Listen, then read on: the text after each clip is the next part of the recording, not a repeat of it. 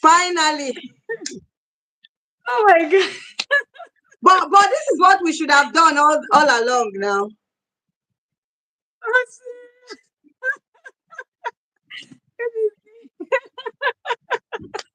Oh my God. The devil is a liar. Whatever you don't know, you don't know. It's a lie. Because Oh I my mean, this one we God. should have. This one is very straightforward. Like it's like That was what Instagram I live. wanted to do. That was what I actually wanted to do. But when you suggested the StreamYard, I felt okay. I've had it many years back. I've never tried it. I said, okay, let's give it a try. But And being it's, the first it's something time, like this as well. It just keeps you waiting, and then you come in, and then. yeah, But yes. this is clear. The Then voice it's is clear. The sound is okay. sure. Yes. So I don't even know how to end the live streaming that I started because it's just streaming. Nobody's there. No, there were like three Oh people my there. God. There were like three people there. They'll be waiting now. Those people will be waiting. It's so painful. I don't know how to But end now it. if you show them that you have gone live, right? I don't know because they are joining through that link. They're actually joining through that link. Let me try and repost I this other don't link that you shared. So maybe I'll do that as well. I Let me also repost this because I've taken it around. It has gone viral. It's just funny. But this needs to showing. I don't know if I can join here as well.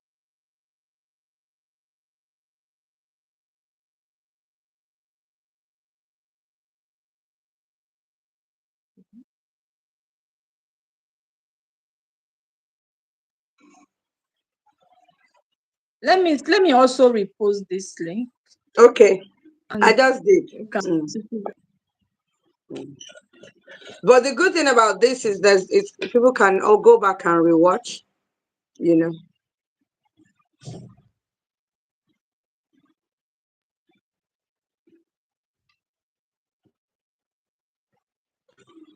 someone is joined. Someone has said hi. Hello. Good evening.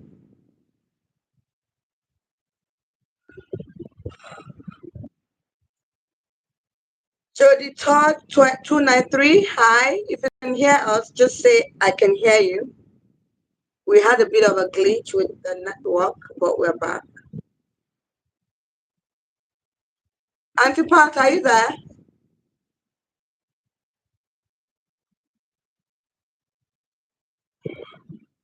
Oh, thank you so much. Thank you so much.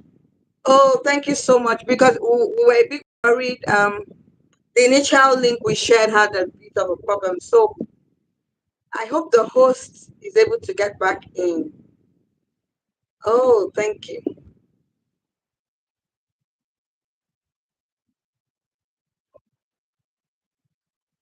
Okay.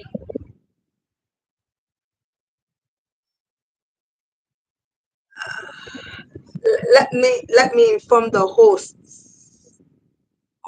I don't know how to do this now without logging.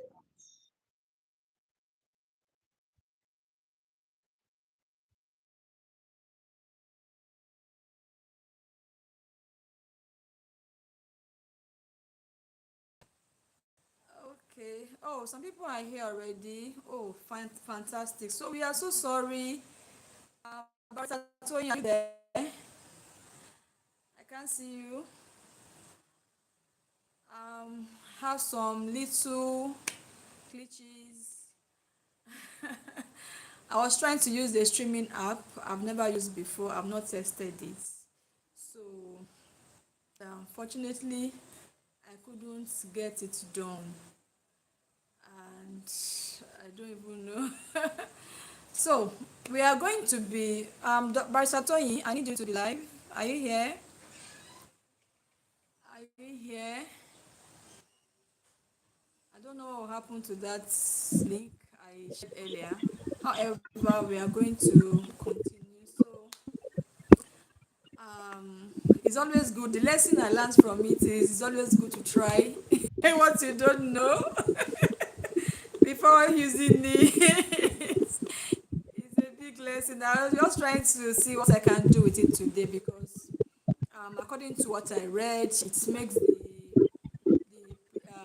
video more professional and all of that. And I thought, well, since I'm having a guest today, let's try something new. But well, it's okay. Thank God we are here.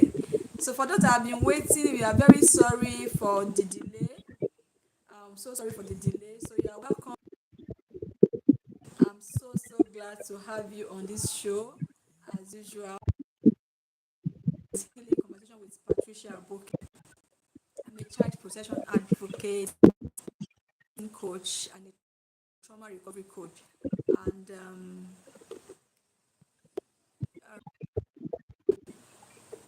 I'm here with a guest that's an amazing woman.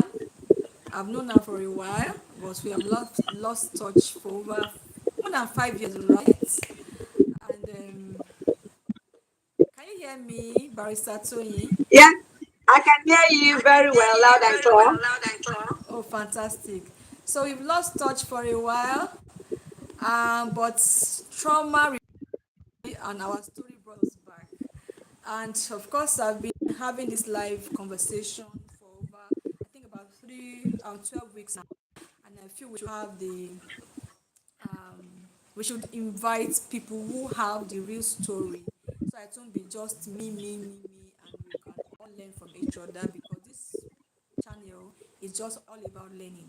And what we talk majorly on is child protection, Yeah, parenting, and also ensuring that we have a safer, healthier society because child will become an adult one day. And whatever we do for a child today will form what becomes that child. So if we want a child that is well grown, healthy, mentally sound, we want to curb menace in our society, we want to curb um,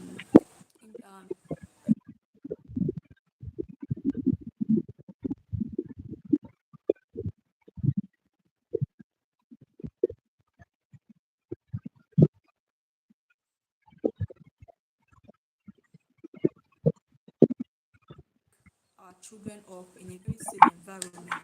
So joining me today is Barrister Evangelist Toyin Falaye. She's an amazing woman. She's a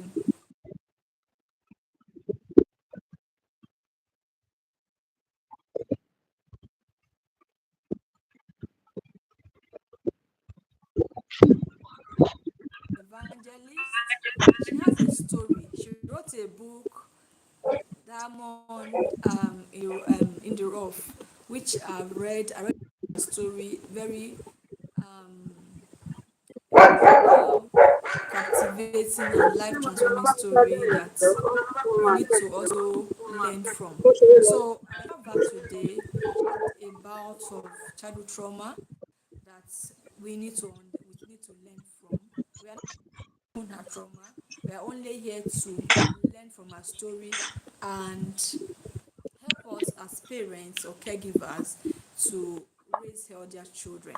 So Barrister Tony, you are welcome on Healing thank Conversation with you. It's a Patricia Abokede. pleasure. It's a pleasure. I know we've wanted to do this for the Wanted to do longest this time. for the longest time. And Sure, mind sure, you, sure. you And thought mind that you, we knew you like thought that 6 years we knew ago, but like I've six always years known ago, but you I've always known you for over 20, almost 20 years. Because when Kenny and I got to school together, to school I knew together. like all her I knew like siblings, so all I her knew you were my siblings, so I knew sister-in-law you at were some my point. sister-in-law at some You know, point. she was always talking about Then Sister she was always Patricia, but talking about we Sister didn't really Patricia, meet. but we didn't really meet. Or once or Right. twice you had come to the Or house, once or but we twice didn't you had come fully to the house, but we didn't go because I was still a student. yes. You Because I know, was but still a now, student. like you said, Now, like you trauma said, management, trauma trying to find management, a safer trying to find space a safe for our for children who would our eventually children become who would adults, eventually become adults. has kind of brought us together. And I Kind of brought consider us it an together, and honor I consider and a it an honor privilege to share and a my thoughts privilege to share my on the thoughts topic.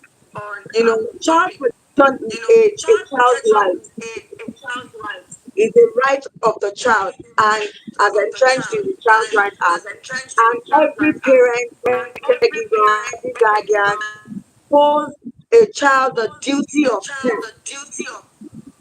you know, to not just provide food, clothing, and shelter as people have always known, but to provide them a safe space, mentally and safe environment, even as they grow up. And so this is a necessary conversation that we must have. And I'm glad that you're hosting such a platform. Well done.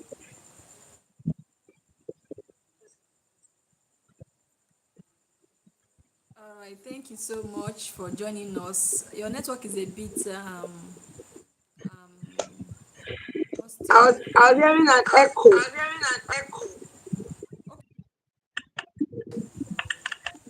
No, my own I don't voice. know where the Echoing okay, back. yeah, your network is a bit unstable.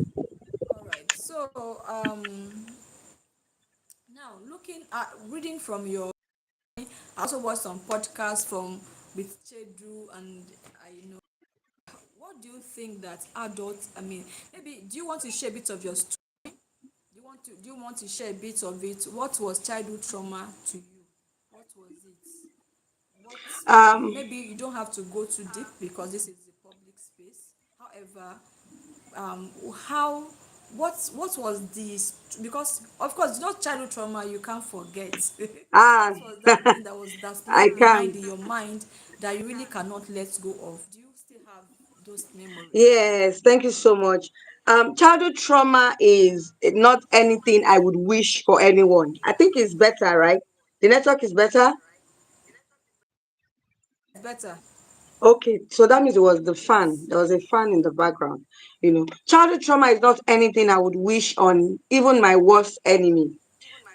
Because from the age of 5 years old, if not less now, people can remember what happened to them in their childhood. And so, if that childhood experience is characterized by trauma, then there's a problem because it will affect them in every trajectory of their life. It will affect their education, it will affect who they marry, it will affect what they choose or decide to be, which was my case. I probably wouldn't have been a lawyer today because I wanted to be a broadcaster. I wanted to be a journalist, casting the news and going to CNN. So even though law is a beautiful course and I don't regret it now, but I actually went to become a lawyer because of childhood trauma.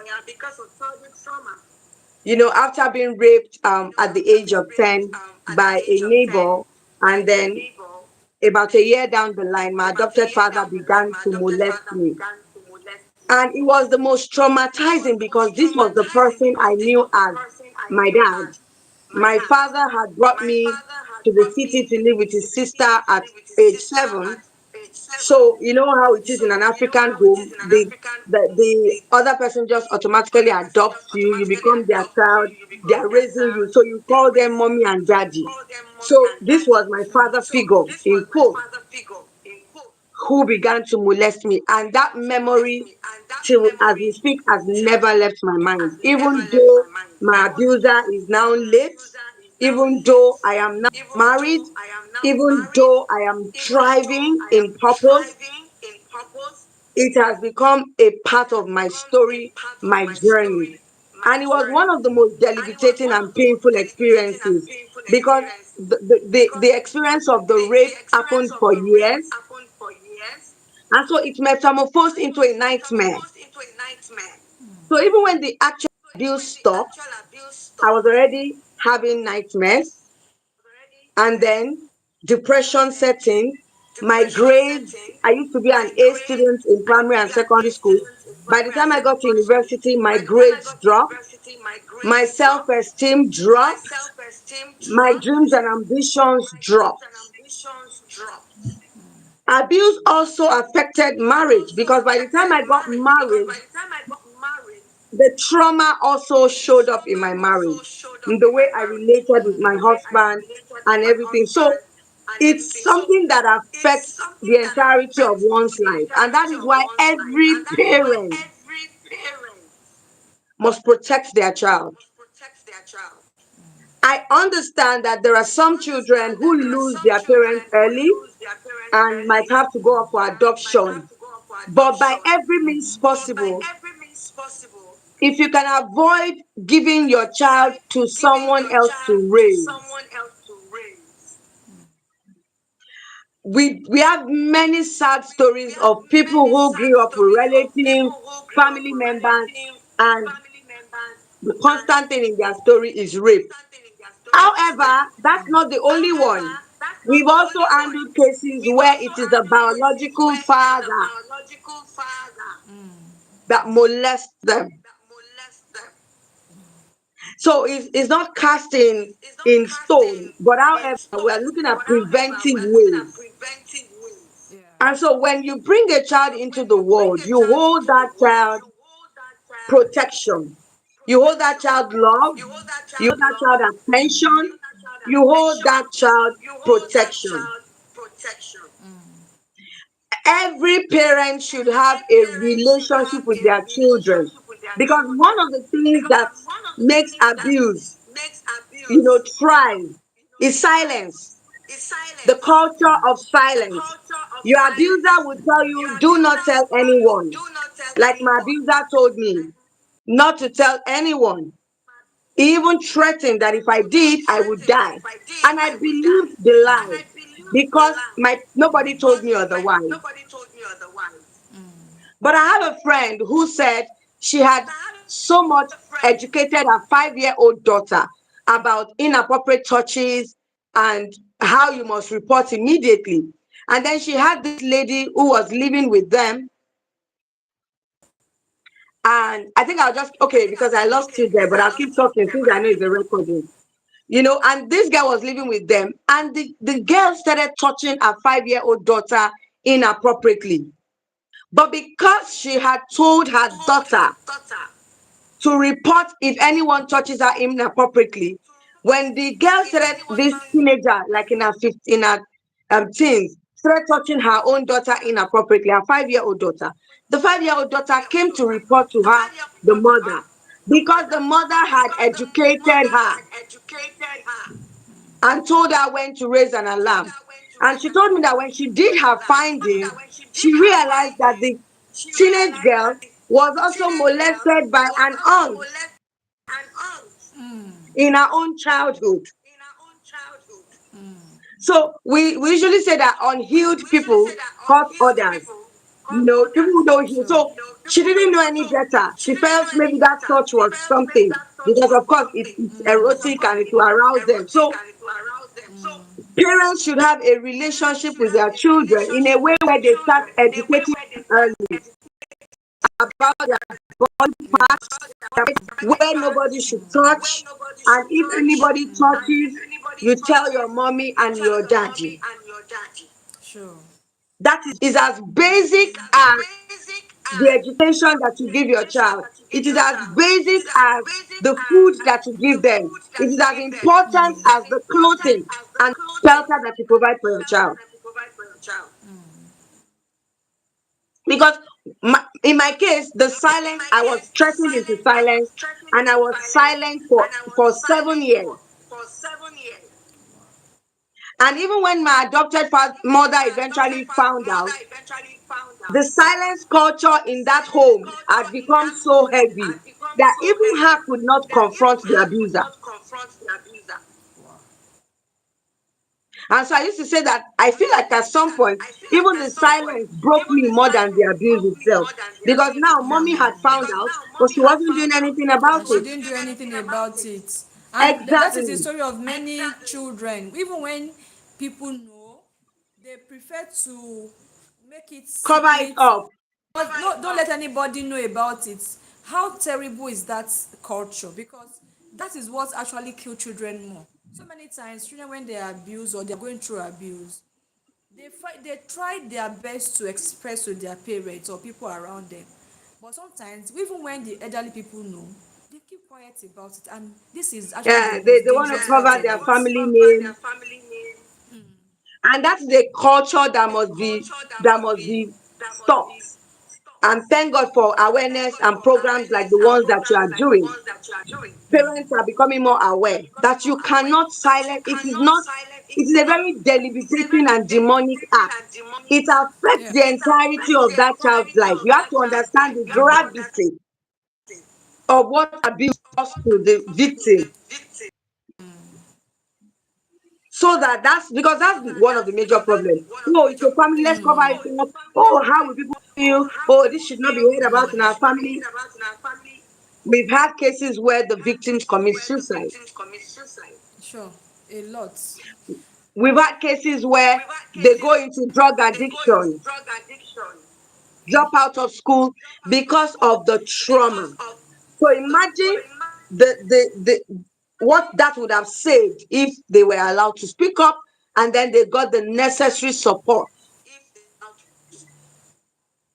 Like I always say, and what that's why we started taking these conversations to churches, because we're trying to look at where is the gap, and we realize that schools are not having the conversation, churches are not having the conversation, the homes are not having the conversation. So it means that we needed to just work with our awareness on having this kind of conversation. So we would organize church programs, we would organize school programs. In fact, when we go for school programs, is you will see so many people writing about abuse. It is a pandemic, so to say. And so parents have a vital role to play, a very, very vital role to play. We are Christians. The Bible says, train up a child in the way it should go. And then you are training up that child in the way it should go, but you are keeping quiet about the things that the child talks about that breaks them, that hurts them. And so this is 2026. It's a lot better, I must say, with programs like what you're doing, with awareness, with creation of sexual response organizations, centers in various states, NAPTIP, gender departments in police stations. So a lot of awareness has gone on sexual abuse, the danger, the trauma, and the pain, that comes with abuse. And so we are grateful that nowadays people are beginning to speak up, but there's still more work. There's more to be done. Parents must learn to trust their children. If they say, oh, I feel a certain pain here, somebody touched me, you must find out who touched them. You must go and confront the people who touched them. In my organization, we do what you call confronting the abuser technique. We'll track you down, we'll confront the abuser and get the truth out, because largely children would really tell lies in that kind of situation. Ooh. Can we get reactions? I think we lost our host. Okay, she's back.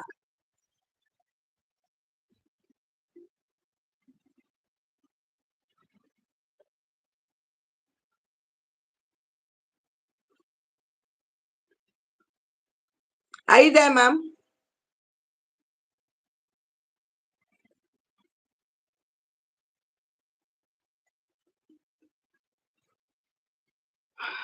Please, emojis if you can hear me or if you can hear us.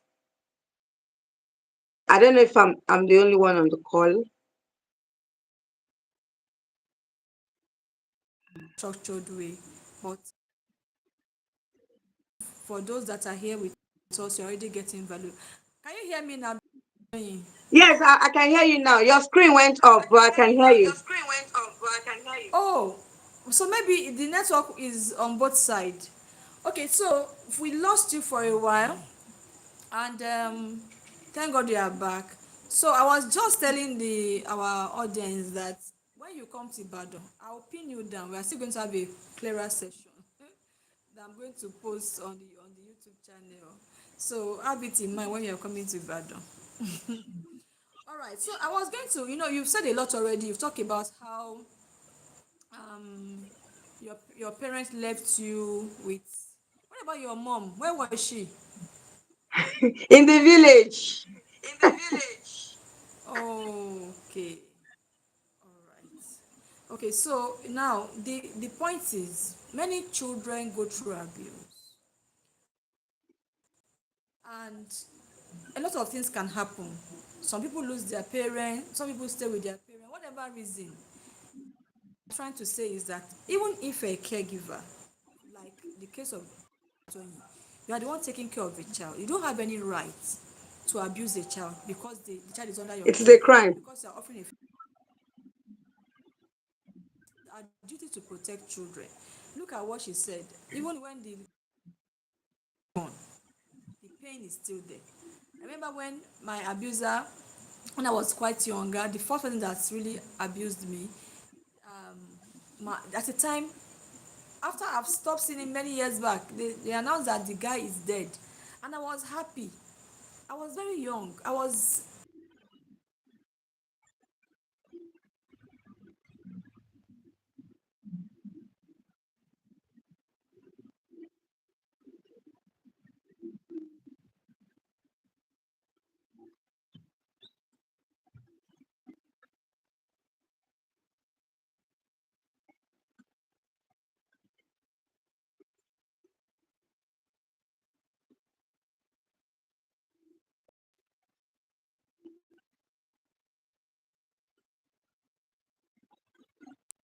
told him. I Are you lost still you. I'm can here, you but still hear me? I lost you. I'm here, but okay, you are okay, you back. lost me for a while. Okay, you're back. Yeah, okay, okay. So I was saying that some people are lucky they outgrow that, not that they outgrow, they heal. But some people never heal. Some people remain in that memory or state of abuse for as long as they are. That is why we have a lot. So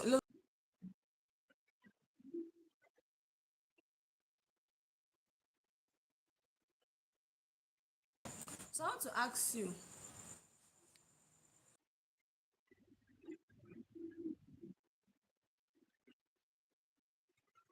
Um, my healing journey was not the easiest. It took a lot of. My healing journey was quite tough. First of all, yes. I lived in denial for several years. I didn't process the abuse properly, but it had affected every part of my life. It had led me to depression. And the first time I ever attempted at suicide, I was 15 years old, and it was from the trauma of that abuse. The second time, I was 18 years old, and it was from the trauma of that abuse. However, the third and the last time, or the third and the fourth time, I was 32 years old and married. So that you know how long trauma can actually stay, and mess up with your mind, mess up with your life, until you come to the point where you really agree that you want to heal. I tried Yeah. therapy. I wouldn't say it didn't work, but it wasn't quite what helped me. Because I mean, I would go off on my therapist. I would days I don't want to talk to anybody. And my husband was really worried because he couldn't place a finger on what the problem was. So my healing journey was something that was divine. I think it just got to a point after that fourth suicidal attempt in 2018. I think God just looked at me with mercy and said, this girl, this pain will kill you if you don't find the purpose in the pain. And so I remember very well how I saw on an Instagram post, somebody was asking, what were you doing at 18? And then I commented, at 18, I was planning my suicide. So the person slid into my DM and wanted to know why. And I told her that I would need to seek my husband's consent. And so when I told my husband is very private. He doesn't like, his life out there. But because he had also noticed that there was something fundamentally wrong with the way I react, the way I throw tantrums, the way when the trauma comes, the way I. So he was the one who encouraged me to grant that interview. That interview was like what I needed. It was like I had been choked or had been silenced for 18 years of my life. And then that interview broke that silence. And so that's why I say breaking the silence. Many are not able to get past their trauma is because first they feel alone in the trauma. They feel like they are the only ones going through what they are going through. It is when people begin to speak up that you hear their stories and you can relate. So, a story on national television in 2018, a lot of people were reaching out to me who had gone through similar experiences and who were still being haunted by that trauma. And that was how I wrote my first book, Beyond the Abuse, where I shared my story and the story of about 9 other women. And that was what began my healing journey. That was how I started the NGO Dual Guide Initiative, where we started intervention for victims and survivors of sexual abuse and domestic violence. So you find out at the end of the day, there's actually a purpose in that pain. Yeah. And you must be able to recognize, understand, and steward the pain in the right direction so that it doesn't That's true. swallow you up. That's So true. that's how my own journey of healing started. And from there, I became an author. From there, would interview me, and that's how the whole journey started for me. And to the glory of God, 8 years down the line of running the NGO, we have rescued several girls from suicide, from rape, from abuse. The last one we did, she was even impregnated, and we had to take her to a shelter in Benue State. Now she's alive, the child is alive. So it's always a lot. But there's a starting point, the point where you get to the end of your pain and you start looking for healing. It's very important for you. So we've talked about how to ensure that children are protected. Now we know that a lot of adults are still living in their abuse, but you don't remain in that abuse, because staying in that abuse or in that memory of that abuse will not take you anywhere. It's rather deteriorate you. And one thing about hurting people, they hurt other people. So because you are still in that abusive experience, you invariably or indirectly be hurting people around you. You make wrong decisions. You can even harm yourself the more. So you must get to that place where you want to heal. You must always get to that place. You must intentionally get to that place. Like I've shared with a lot of people, even dysfunctional marriages is majorly the effect of abuse, childhood trauma. People don't just become dysfunctional. Marriages don't just become dysfunctional. Some people are coming with their baggage of abuse and they bring it into their marriage and to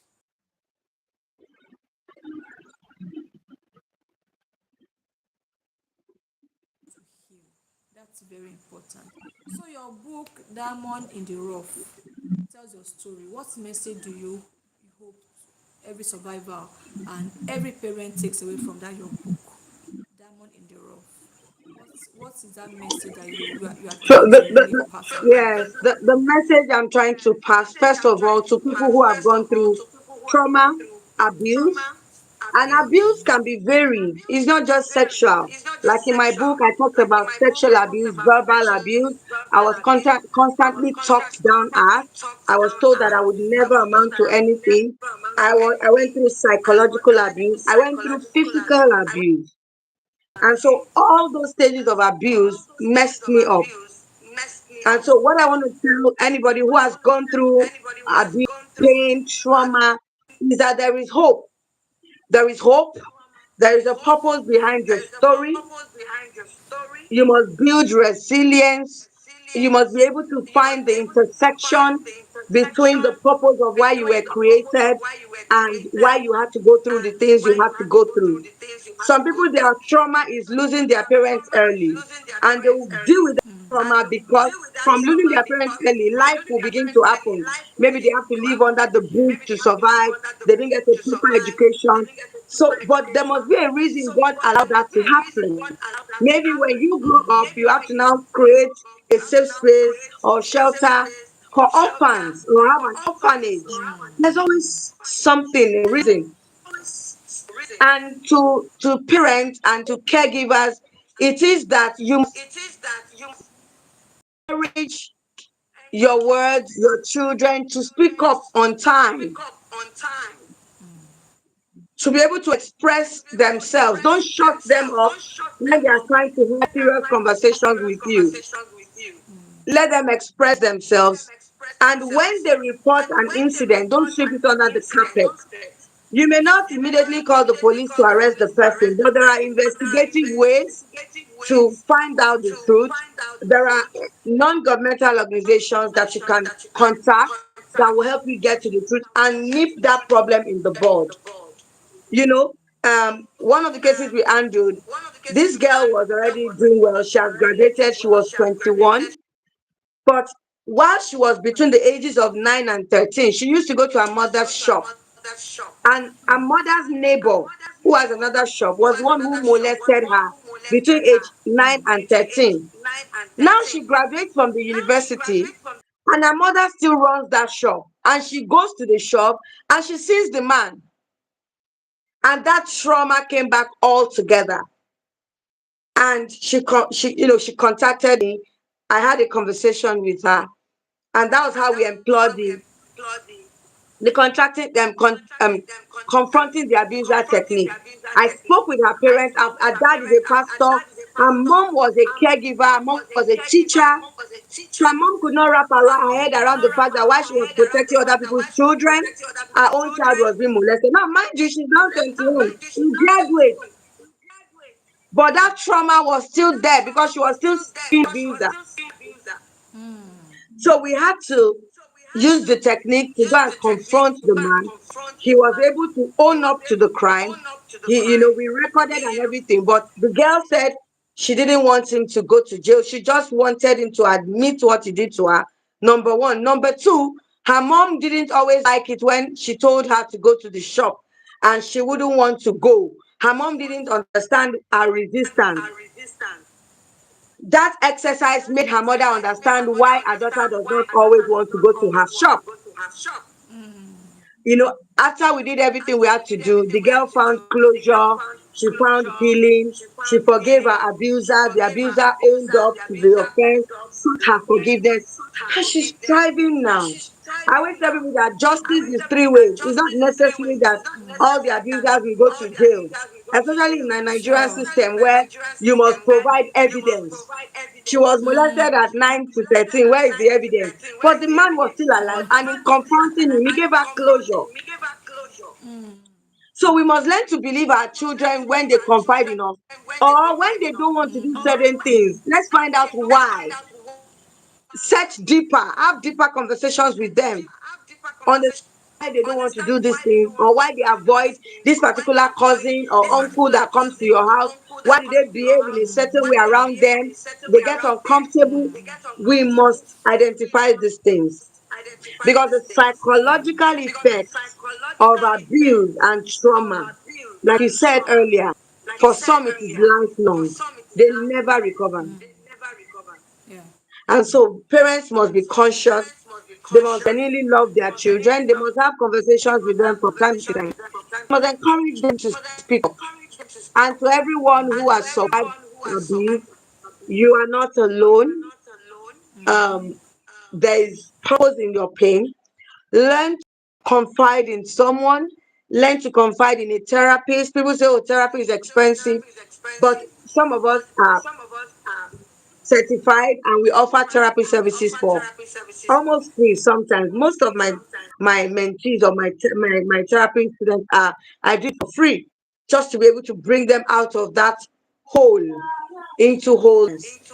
And so you're not alone. There are several other people who have not even spoken up, but be encouraged about from those who have spoken up and also speak up. confide in Yeah. someone, reach out to someone you respect. Just share your story. If there's a healing in sharing, Sure. it's very healing. It's therapeutic. It's Mm. liberating. It just sets you free from that lie the enemy or what the trauma has done to you.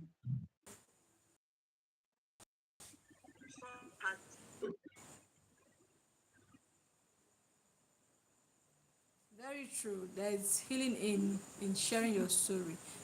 Um, in many years back, can you still hear me, Barrister? Yes, yes, I can hear you.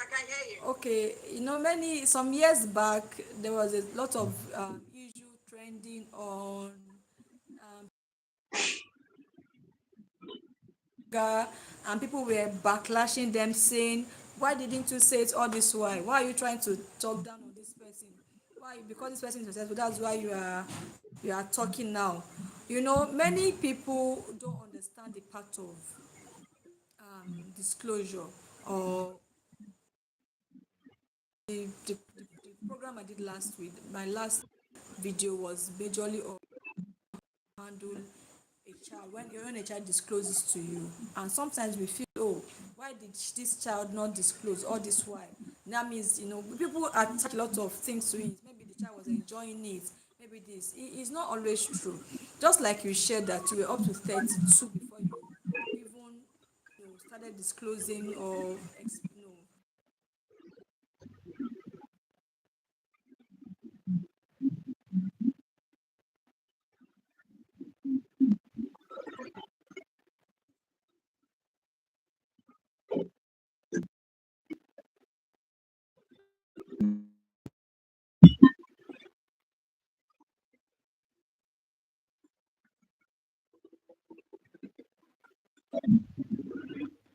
was younger,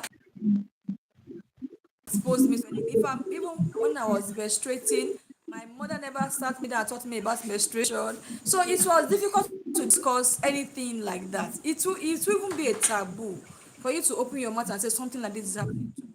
So I was much grown. I was an adult, a graduate of nursing, and a professional nurse. I was already a civil servant with two children before I knew that what happened to me was sexual abuse. Because what happened, I went to a conference, a public health nursing conference, and they were talking about sexual child abuse and domestic violence, and that was the first time I had a name to what happened to Nay. me as a child.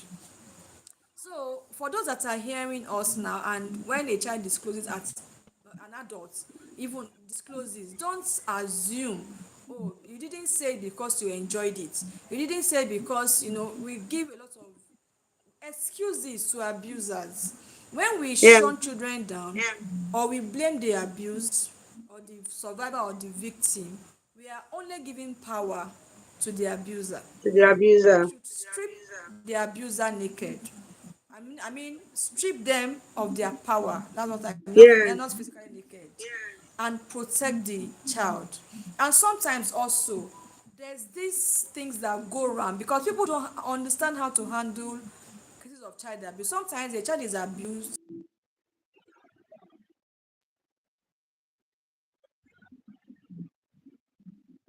is going far. What do you have to I say didn't get about that people question. who You said sometimes a child is, I didn't get the question. people a child is abused, and then the people who are the witness or whatever, they show the child's face and talk about the child. This child was We abused by a man of the child should be even protected. the What do you law have to is say about against that? that. You must protect the victim. The Yeah. confidentiality of the victim is very important, and that is why states in Nigeria started having what you call the sexual offenders register, so that even the name of the abuser is documented with their picture. But it is very, very Yeah. wrong to show the face of a victim of abuse while you are hiding or shielding the abuser. Most people, especially Lagos State, they don't take it lightly at all. It's you must protect the victim no matter what, even if they are adults and were abused, you must protect them. conceal their identity, because you expose them to even more danger. People can go and, you know, murder them or something of sort. So it's not right. And people must learn to stop it. Yeah, very important. So if you eventually for any reason enter a scene where a child is trying to disclose abuse, please protect that child. The child still have a longer life to live than the abuser. So let's protect every victim or every abuser and so every abused, the abused and now even if a child discloses at all, what are the ways you think they should, what steps should a parent take? What steps should they take to be able to get support? You said if the child was abused at home. Yes, or anywhere. What steps should a parent or a caregiver take to support the child? So first of all, if it is an abuse that has just happened, please always go to the nearest police station to report, and then take the child to the hospital in that state. Most of the time, like I said, it is evidence that kills a lot of the cases around such abuse. However, if it is not a fresh incident, maybe it had happened and then that child is reporting to you as a parent, also do not react immediately, because your reaction may even cause more damage. The abuser may deny it outrightly and cause more problems. So you also try and report to either a non-governmental organization, a sexual abuse referral center, or a police station, and then you'll be guided on the steps to take, because sometimes that hurried reaction we've seen a lot of times, it messes things up, you know. But the first responsibility as a parent or a caregiver is to believe the child, Yeah. believe the victim or the survivor. Do not ask them, oh, so what were you doing there? How did you go there? What were you wearing? Those kind of questions can shut them up and not even make them to stay further. So believe them, and then also help or counsel before you Yeah. react. Very important. Thank you so much, Barrister. So if you have been with us on this conversation or you are watching it with the replay, make sure you subscribe and like the video so that the Facebook can, I mean,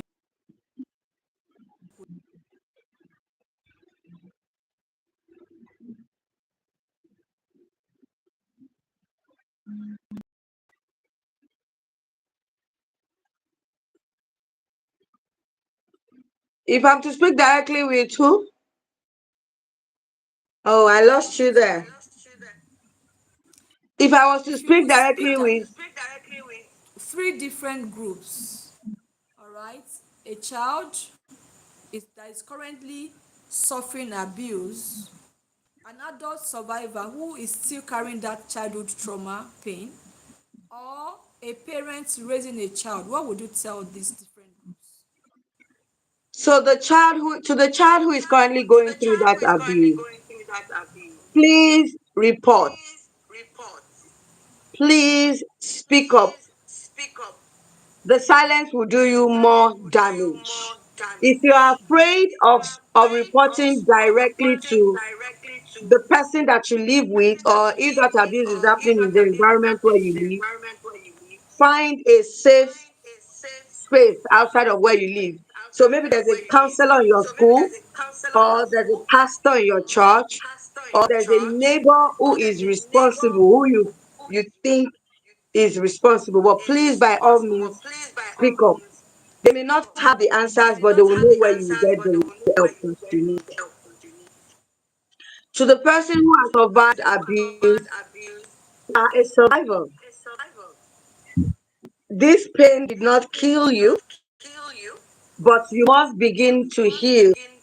You must give yourself the gift of healing. Healing is a gift.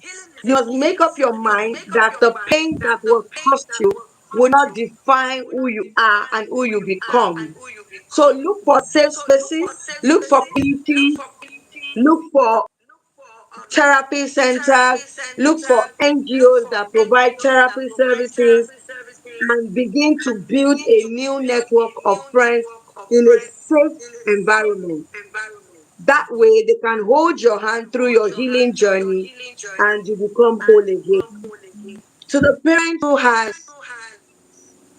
has a child or who has interfaced with somebody who has gone through abuse, you are their first support system. So please give them the support and help that they need. Like I said earlier, believe them when they confide in you, and then look for ways to help them get help. Some of them might need to go to a mental home or mental health therapy. Some of them might need prayers. I'm telling you, because these things are spiritual. So Yeah. they will need you as their support system. Please be there for them, provide that support and that help. And together with awareness at communities, organizations, Miss Patricia Abokede, myself, Joel David Initiative, with the support and the awareness that we are providing, we believe that there will be someday soon an end to this menace and we can have a very healthy society. Thank you. Yes. Thank you so much, Barrister My Tony pleasure. Olaye. It's been awesome having this conversation with you, and I'm glad that you were able to share your story. Your story is inspiring, and a lot of people who are still healing or who are still struggling with their abuse, I believe they would make up their mind to start that journey to healing. Now, beyond going through therapy, there are so many things you can also use to help yourself. You can get books. There are so many self-help books. Books helped me.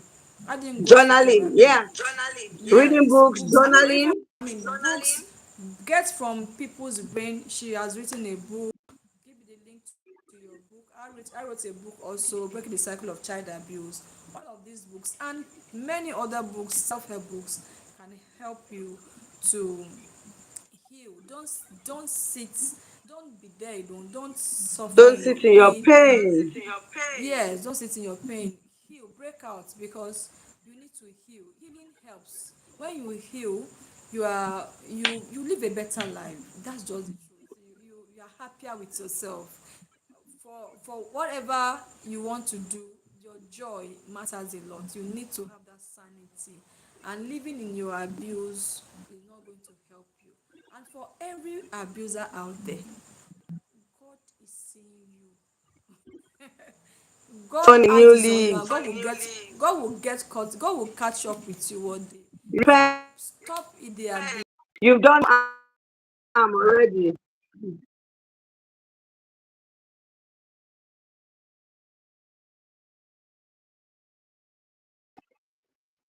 You not deserve to, to make them go through. It's over because the child has no help. The child is an orphan, and whatever reason the child is around you, and you want to take advantage of that child, you don't have any rights. God will catch up with you. For every caregiver, for every parent, for every uncle, for every auntie who is passionate about child protection, let's keep doing what we are doing. And let us understand that for every child we protect, we are raising healthier adults. And for every adult who chooses heal, we're in a healthier society. So make sure you choose healing, choose child protection, choose to be the best version of you. So thank you, Barrister Tony. I'm so glad. Make sure let's have Thank you so much. a collabo Yes, when you come to I'll walk Ibadan. around my flight so that I'll see you when I come to Ibadan towards the end of the month and we Yes. can have a live session together. Thank you Yes, so much yes, for having yes. me. Thank you for coming. God bless you. Regards to your And you family. too. Bye. And yes, bye. Well done for the good work you're doing. Please keep it up. Thank you. Thank you. So if you have not Thank you. subscribed, subscribe to the channel and let's have this conversation next week again. I'll bring you somebody else to have this conversation again. Have a wonderful evening. Bye.